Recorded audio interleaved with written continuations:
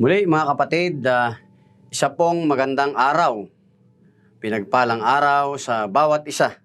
Salamat sa Panginoon, tayo po ay muling pinagkalooban ng pagkakataon na magtagpo sa Kanya pong hapagkainan ng pagdidili-dili ng Kanyang gintong salita ng buhay.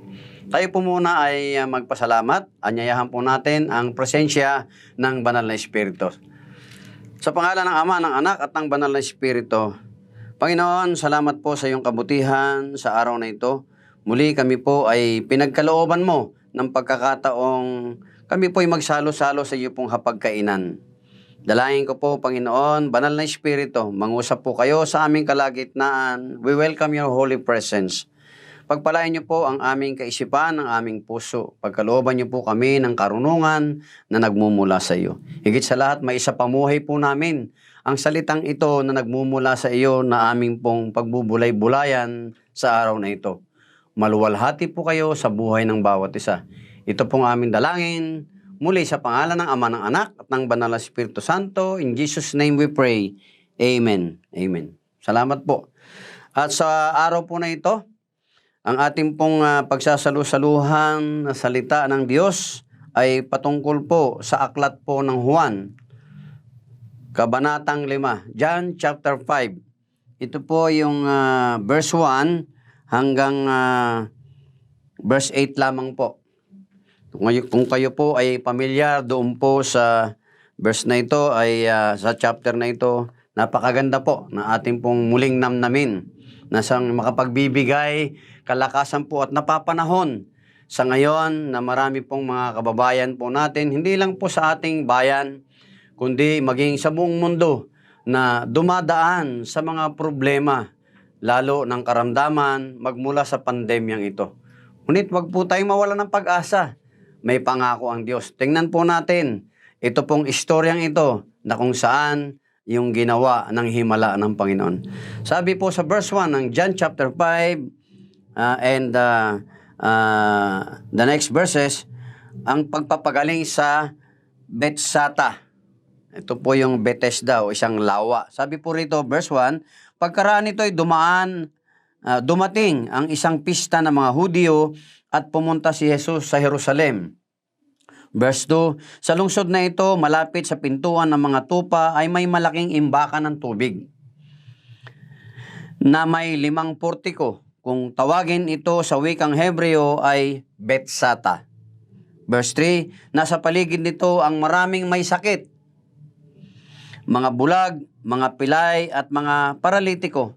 Sila'y naghihintay na gumalaw ang tubig dahil sa panahong ang isang anghel ng Panginoon ay bumababa at pinapagalaw ang tubig at ang maunang lumusong sa tubig pagkatapos na ito'y gumalaw ay gumagaling sa anumang karamdaman. No? Makita po natin. Ang sabi po rito, pag bumaba po yung anghel ng Panginoon at kinalawkaw yung tubig, lahat po na may karamdaman, name it, nasa paligid po nung lawa na yon, na ang maunang lumusong po ay gagaling. Sa madaling salita, pabilisan po ito. Tingnan po natin, susunod na verse. Sabi po rito, verse 5, sabi po, may isang lalaki doon na 38 taon nang may sakit. Kita po natin, 38 taon. Yung iba po sa atin, siguro ilang araw pa lang, bumibigay na.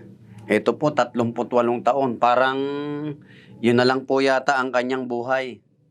Ang hirap po yata ng ganon. Pero tingnan po natin, sundan natin sa verse 6. Sabi po rito, ulitin ko po, verse 5, may isang lalaki doon na 38 taon nang may sakit. Verse 6, nakita siya ni Jesus at alam niyang matagal nang may sakit ang lalaki, kaya tinanong niya ito, gusto mo bang gumaling? Yan, yung point tinanong. Alam daw po ng Panginoon, matagal na siyang may sakit. Siyempre, yung Panginoon, kilala po tayong lahat. Alam ng Panginoon kung ano yung pinagdadaanan natin. So, kilala siya. No? Kilala po tayo ng ating Panginoon. Tinanong po yung lalaki na yun na 38 taon nang may sakit. Gusto mo bang gumaling? No? Siguro kung tayo sasabihin mo sa Panginoon, obvious ba? No? Tinanong po siya kasi Kailangan po madinig ng Panginoon sa labi natin manggaling, yung willingness po natin gumaling. No? Wala po namang may sakit na hindi niya nais gumaling eh.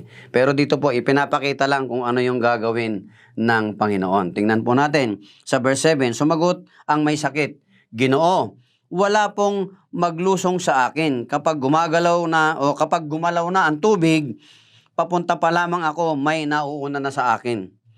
Eh, biruin nyo naman po, bakit hindi may mauuna sa kanya? 38 taon po yung tao na yun, nakahiga lang. Pag dumilat po siya ng mata, ang makikita niya, kisame. Pag pumikit po siya, pag dilat ulit, kisame ulit. Eh, araw-araw ho ginawa ng Panginoon, yun lang ho ang kanyang nakikita. Pero paano siya nakarating doon sa tabi ng lawa na hindi naman pala niya kayang lumusong? May nagdala po sa kanya ron. Pero kahit po may nagdala sa kanya ron, siyempre, pag biglang kinalawkaw ng anghel yung tubig, wala pong pag-asa para siya ay makalusong. Paralitiko ho siya eh. 38 years, imagine. No? Siguro iba po sa atin na mga nakikinig, nanonood, maaaring may karamdaman tayo na matagal na nating tinataglay. Ito po, 38 taon na siyang may karamdaman. At wala ko siyang kakayahang lumusong sa tubig. Pero naroroon siya sa tabi ng lawa. Oh, eh, kailangan may magtulak pa sa kanya para mahulog dun sa lawa kasi maunang lumusong ay gagaling. Sabi po sa verse 8, no, dahil sabi po niya wala daw hong maglusong sa kanya dahil papunta pa lamang daw siya, may nauna na sa kanya. Sabi po sa verse 8, sinabi sa kanya ni Jesus, tumayo ka, buhatin mo ang iyong higaan at lumakad ka. Sabi po sa verse 9, noon di gumaling ang lalaki, binuhat ang kanyang higaan at lumakad. Dito po makita po natin, wala nang kapag-apag-asa sapagkat sa loob ng 38 taong siya po ay nakabilanggo sa karamdamang iyon. Wala na po siyang pag-asa, subalit siya po ay umasa. Di ba? Makita po natin, dinala nga siya ron, nagpadala siya siguro sa tabi ng lawa. Baka sakaling, paano nga makakalusong, hirap. Sa hinagap pa ng kaisipan natin, mahirap po ito mangyari na siya ay lumusong. Subalit, nagpunta rin po siya doon at umasa sa kabila ng walang pag-asa. At sa lahat po ng tao na naroon sa paligid ng lawa na yon, siya lamang ang napansin ng Panginoon. Nang paparating ang Panginoong Kristo, hindi po anghel ang bumaba, ang dumating po ang Panginoong Kristo. At nagkatinginan po sila eye to eye. Siyempre, nakahiga ho yung tao, ang Panginoon paparating, nagkaroon sila ng eye contact. Papalapit ang Panginoon habang siya naman ay nakatitig sa Panginoon. At tinanong siya, nais mo bang gumaling? At sinabi niya po, walang maglusong sa kanya, papunta pa lamang siya, may nauna. Pero sumagot po siya, opo, nais niyang gumaling. Kaya sabi ng Panginoon, tumayo ka, buhatin mo ang iyong higaan. Tayo po kaya, pag sinabihan ng Panginoon ng ganun, ano po kayang gagawin natin? Eh, paano ko makakatayo? Eh, ito nga, 38 taon na akong paralitiko. Pero yung tao po yun, hindi siya nagsalita ng ganun eh. Sa kabila po ng kawalan ng pag-asa ng kanyang karamdaman, siya po ay umasa at naniwala at nanampalataya siya sa Panginoon na siya ay gagaling. At nung sinabi ng Panginoon, yung salita na yun, tumindig ka, ginawa niya po. Tayo po, pag nagdidili-dili, nagbubulay-bulay ng salita ng Diyos, marami na po tayong pangako ng Diyos na nababasa. Subalit ano po kaya ang tugon natin? Kapag nabasa natin ang salita ng Panginoon, tumindig ka. Huwag kang matakot. Yung mga ganun po ng pangako at paalaala ng Panginoon.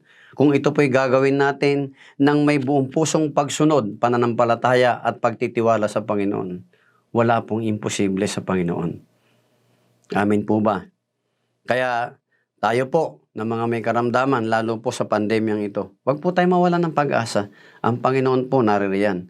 Lumapit lamang po tayo, at tayo'y tutugunin ng Panginoon. Sinabi niya po sa Jeremiah chapter 33 verse 3, tumawag daw po tayo sa Panginoon. Call unto me, and I will answer thee, and I will show you great and mighty things which you do not know. Tumawag daw po tayo sa Panginoon.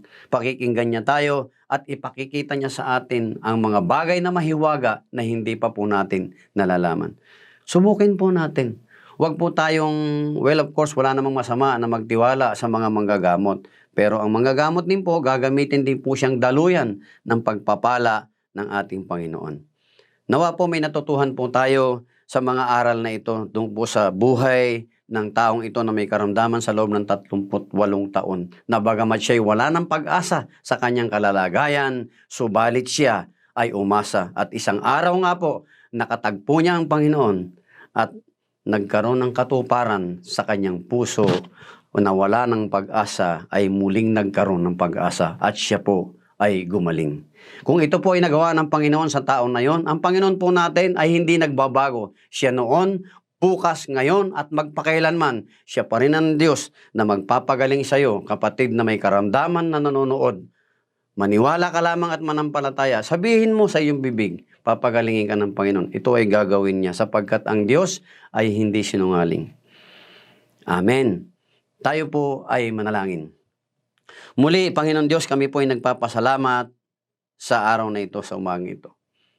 Sa iyo pong kabutihan, ipinaalala mo po sa amin na kayo po ang Diyos na hindi nagbabago. Ang kapangyarihan po ninyo na minsan pa'y ipinakita ninyo, Panginoon, sa mga taong puno ng makaramdaman naroroon sa tabi ng lawa na lahat po ay may karamdaman. Ngunit ito pong tao na 38 may karamdaman, ipinakita po ninyo sa kapaligid, doon po sa lawa na yon na may karamdaman, kung paano po ninyo pinagaling ang tao na yon na sa kabila ng lahat ng siya'y walang pag-asa, ay muling nagkaroon ng pag-asa sapagkat sa kanyang puso at isipan, siya po ay naniwala at umasa. At ito nga po ay nangyari sapagkat sinabi niyo po sa Panginoon na magaganap, mangyayari ang bagay sa mga naniniwala sa inyo.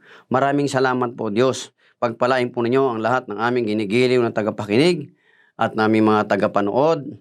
Salamat din po, Panginoon, sa binabati ko po yung aking mga kapatid niya sa Baliwag, Bulacan, na dumaan po sa mga karamdaman. Nagtulong-tulong po kami sa panalangin, sila din po ay mananampalataya. Pinagaling po sila ng Panginoon.